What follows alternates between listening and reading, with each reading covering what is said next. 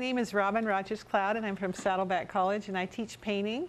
And one of the best things that has come into my classroom and into my online class is being able to critique my students' work using CCCConfer. And it's really actually revolutionized my online class because I have more time with my students, and we can meet every week or every couple of weeks and talk about their paintings, so they really don't feel disconnected, and it's really made the course better.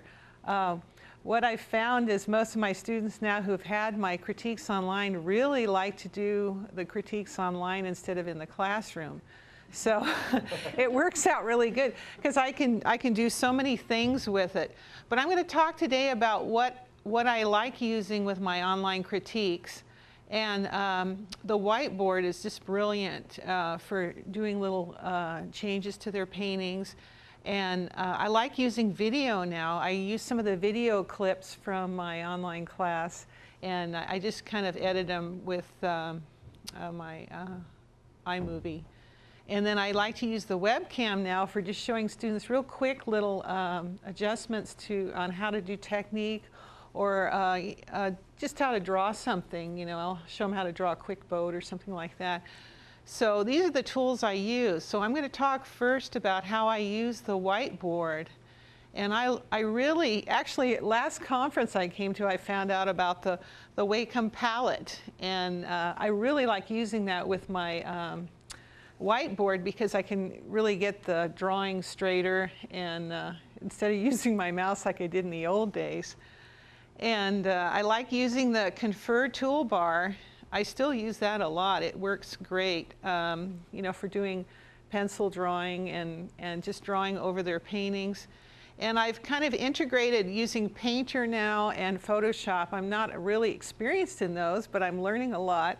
I find too that using those programs are better to do them ahead of time instead of using my class time doing those, because it just takes too long to get everything manipulated to the right part of the screen and for everybody to see it.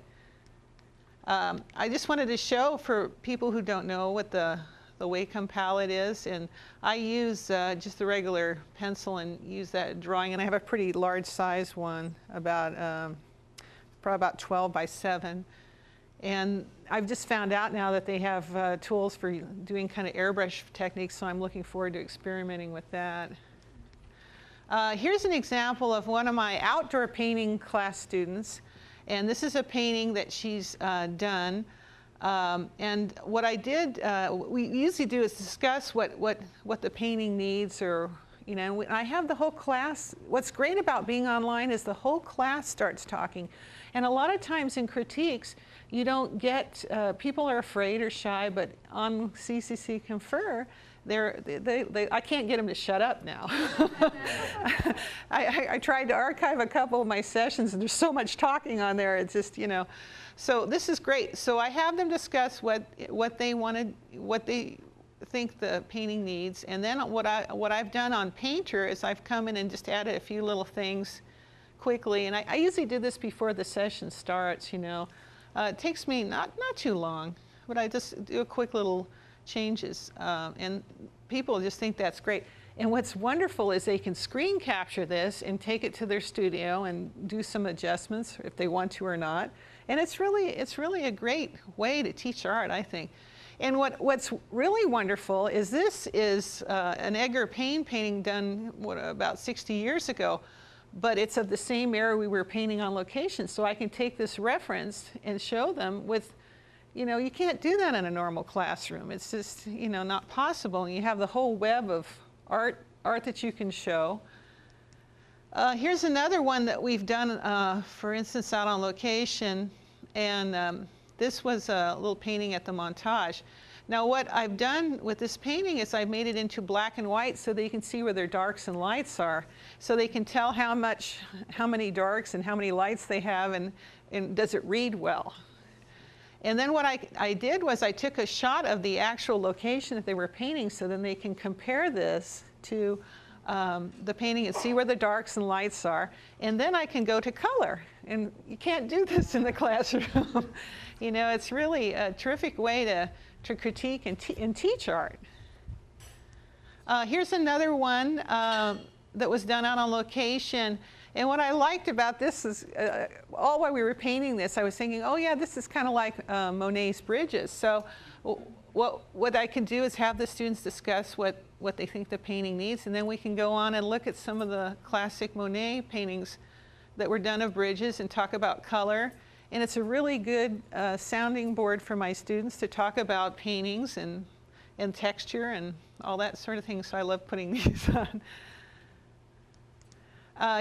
This is the latest thing I've been doing lately. It's using the Painter program, and I'll shoot a picture photograph of what a lot of my students are painting, and say they're working in watercolor. And what I'll do is I'll have Painter generate right while they're watching it, a painting done in a watercolor, and I can choose what kind of paper it's on, what type of brush strokes, and this really. It's really kind of fun. Now I can do this same one with oil painting and put it on a canvas and have you know, like an impressionist style or whatever. And I'm still experimenting. It's all new to me too. But I really like being able to do this, and then I can come in later and make areas darker, and it's really fun. Now here's my video clip. Talk about how I use CCCConfer to do art critiques online.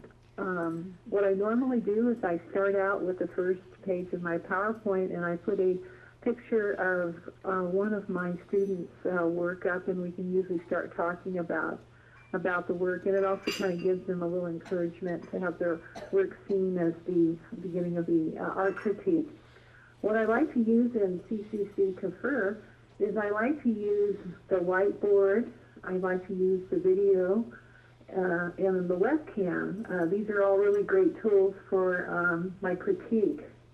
I'm going to talk first about how I use the whiteboard, and I like to use the Wacom palette, and the way in which I use it is I usually just kind of do a simple line over sketch of what they've done. If they need to correct something, like on here, I'm using my Wacom palette, I'm going to draw like a horizon line, you know, where I can fix what they've been need correcting. And I like just using kind of the black pencil line here, because if I really want to do some big correction, it's really good too when you want to talk about just fixing things like, you know, composition, and I can just kind of fill it in here, and so they can start to see how things look, you know, if like they get the horizon line correct, and you know, I can just, you know, just make some real slight changes. And what really works well with this is that they can do a screen caption on this and see how their painting has changed, you know, and what I've done to it, because a lot of times they'll forget what I've done, and see, I can add some darker areas. I can make the line wider and just put some, you know, if they need to, you know, just darken it. I know some of this is kind of a little darker than, you know, it should be. But for the big changes, if I'm going to totally change areas in their painting, I'll do it first and not waste classroom or critique time to do it on Photoshop or Painter. I just found that in the past it's just taken too much time, and I'll just put a slide in for that. But see, I can show them how to correct, and, you know, just little areas where to put darks, and, you know, how to make this painting a little bit nicer. And there's a whole array of colors here, and I like it especially if I wanted to show composition. You know, like if I wanted to divide the painting up into 3 areas here, the composition would be incorrect, or, you know, it is good composition. But this tool works really great. And then I can have the students draw on the work themselves too, through application sharing. But I really enjoy using the whiteboard. And the next way I'm going to show how I use CCCConfer is by using a video clip. In my online class, I have lots of video clips. So what I've used here is a little clip just to show my students, for instance, how to do a wash. And it works pretty well. Always want to have your paper slightly angled So what I'm going to do is put something in And here. they can replay this, and Right now. you can actually do closed captions too, which is great. So it has a slight tilt to But it. here You I can also show get a board like how I that, can too, do that has a a slight wash, tilt. and So again, I'm going to take my this burnt is a sienna different here. kind of wash. I'm going to show two different We're gonna washes. do This is a the wet first into wet of, braided Rick's wash, Grant's and the other one I'm going to washes, show with the webcam today will be on how do you do it on dry And I'll have paper, them all on the a braided wash. web pages. So this really So now is I'm a going great back way and of forth. See showing how I'm doing my that? This students. one, I didn't use And quite as it's much great pigment on because it this this can be time. archived. But you'll also see a real difference And, in the way this is how the paper wash handles, because works. there's a lot more sizing in this kind of now I'm going to paper go that's from a and pad here. Now see how I go all the way down? This is the webcam, and I find this really a great way to teach when transmitting it. And what I can do is I can just show how I mix colors. You know, I can pull it right up to the cam. And I like using the cam because it's a little bit more portable. You can use a video camera, but I kind of like this cam because I use it also in the classroom. And I'm working on actually doing demonstrations in the classroom using the video cam on Confer. If I can get access, internet access in my classroom, I can use it. But see how I'm going back and forth, and I'm showing how to do a dry wash, and then I can get my brush. And this is getting the lighting right.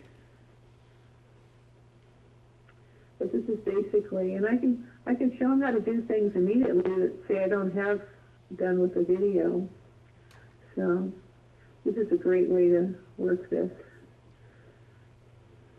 And then when I'm through transmitting, I can just click it off. That's basically some of the tools that I use for CCCConfer. Well, that's what it looked like to do the webcam. And I'm just going to talk about how I use the webcam. I've been doing a lot of videos for my online class, so I've had to rig up inexpensive ways of making my own movies and doing it myself without a cameraman. So this is kind of what how I've done it. I've been using this little Logitech webcam because I like this because it has a Zeiss lens and it has autofocus and it works really good in the classroom. I've been using it just to put on my painting and turning my Mac the other way around so my students can see my demonstrations. So I've kind of developed different ways of applying this to use in the classroom. Now, mainly the problem I've found with doing movies is the lighting. And I found this inexpensive way to get some pretty nice lights. I use those clamp lights that you get at the hardware store. And then I just attach baking parchment paper over it. It makes it a really nice lamp. And you can use several of them and get quite a lot of nice lighting. And they're very portable. You can take them anywhere. And I think too, for people who want to show their face on the webcam, it's really nice lighting, it more of a portrait effect. So. And I use a lot of reflectors. I took an old canvas of mine and then I stapled silver lame to it, which makes a real cheap reflector. And I just put that in the studio too. And you could actually put two together like this, you know, and just right where your area you're working. Huh? Put them on both sides of you right now? Yeah, yeah. Makes the lighting really nice, you know. And here's my cheapest one, the foil reflector. I use that one. I put that on with the on phone core, and it works actually really well. And when I'm in a spot, you know, when I'm used to setting lighting for a model too a lot, so I'll just use that just in the classroom too. But it works really well. I thought that would be a good way. Now here's this is an old tripod I had, and I just taped my my Logitech webcam on there to just use that clear postal tape. But it works good.